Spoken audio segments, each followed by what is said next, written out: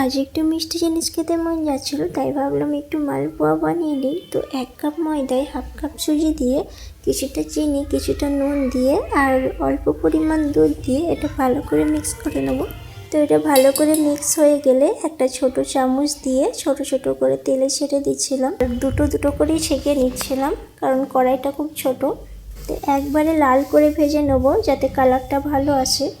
তো ছাঁকা হয়ে গেছে, তারপরে তুলে নিলাম। তো এক এক করে সব কটাই ছেঁকে নিয়েছি। এইবার রসটা বানিয়ে নেব। তো তার জন্য প্রথমে চিনি দিয়েছি আর তারপরে পানি অ্যাড করে দিলাম। তো তারপরে কিছুটা কেশর দিয়ে দিচ্ছি। এতে কেশর দিলে কালারটা ভালো আসবে, মানে একটু হলদে টাইপের হবে। তো দেখো, কেশর দেওয়ার জন্য কালারটা খুব সুন্দর এসছে। তারপরে আমি ওখানে মালপোয়াগুলো ছেড়ে দিলাম।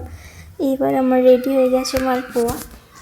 তো আমি নিয়ে গিয়ে প্রথমেই আরিয়ানের পাপাকে টেস্ট করতে দিই। তো আরিয়ানের পাপা খেয়ে তো বলছিল খুব সুন্দর হয়েছে। তো চলো, আজকের মতো ব্লগটা এখানেই শেষ করলাম।